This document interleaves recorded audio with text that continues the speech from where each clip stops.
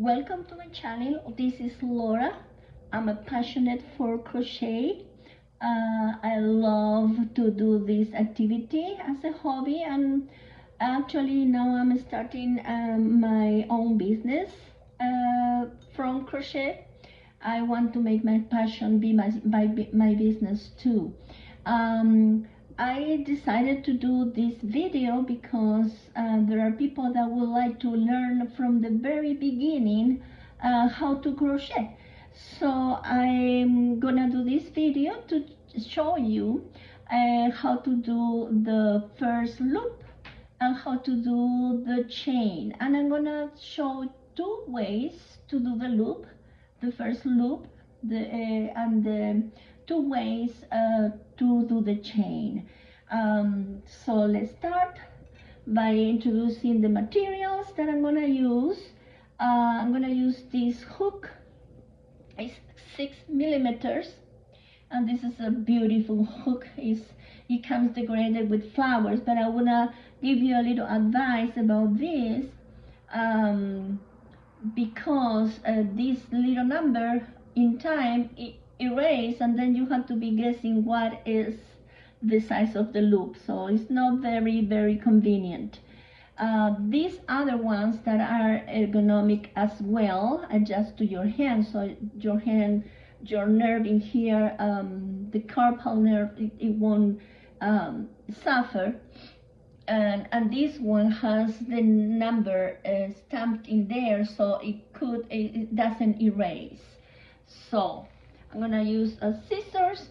I have here my yarn. I chose a thick yarn and a thick hook because for beginners it's better to start with thick yarn and thick hook that is big. I have my little container for my hooks. I made this container. Someday I'm gonna teach how to do it. And I have my crochet decorations here, my pumpkins and this little tapestry here. So let's proceed to do the first loop. I'm gonna show you two ways to do it. I'm gonna grab my hook and I'm gonna grab my yarn. There are different people that do different ways to grab the yarn. I grab it like this. I pass my yarn like this above my finger, and then I pass my yarn below the middle finger, and I leave it loose in here. So with these fingers I dominate, plus the thumb, I dominate the yarn, so I can do the loops and do the chains and all the rows for my project. So starting like this is the first way that I know. There are many ways to do the first loop or the first chain. I pass my hook like this and I wrap it in the hook, wrap the yarn in there, and then I try to dominate this side of this little yarn that is left in there. Don't worry about that, because then that can hide inside the project. Okay, so I grab like this and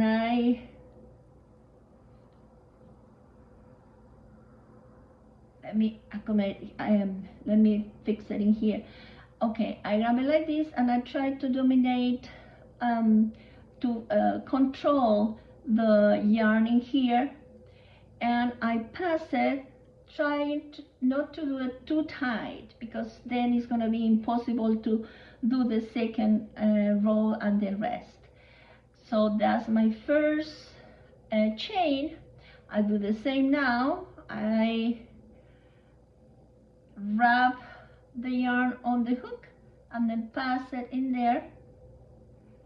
Do the same for the third one, Do the same for the fourth one, the fifth one. See, my thumb is like walking on top of the job. There, there, and you have the chains. Chains are not tight. If I want to pass my hook through it, it's gonna pass easily. So that's the way to do it at first. Okay. Now I'm gonna show you the other way to do the first loop and the other way to do the chain. Okay, grab the yarn with your finger and your thumb and wrap it up on your index and wrap it up in a way that it forms an X. Okay, so now I grab this side of the X, pull it up and pass the hook down there and drag the yarn from the other side and then adjust. Again, don't worry about this because this is going to be hiding in the rest of the project. Okay, so I proceed to do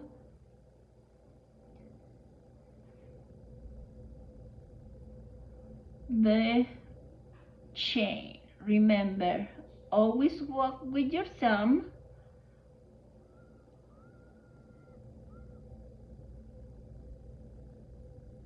And there it is. So remember, then a loop or an X. Yeah? Those are the two ways. Now the way to do the other way to do the chain. You're gonna have to calculate this side of this yarn according to the number of chains you have to do for the base of your project and double like this. And grab this part and make a loop. Pass the short to this side and the long to the other side. And now I'm gonna work two ways. I'm gonna grab yarn from here, I grab yarn from there, and pass it through the two of them. Grab yarn from here, grab yarn from there, and pass it. Grab yarn from here, grab yarn from there, and go ahead and pass it. Okay? You grab from this side the short loop, the short yarn, and the long one goes on the other side. And pass through both. This side and this side, and pass through both.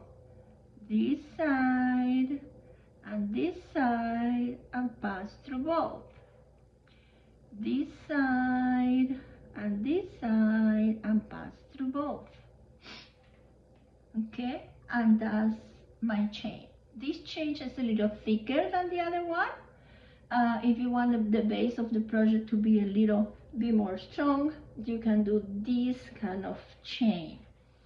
So, well, that's it. Then I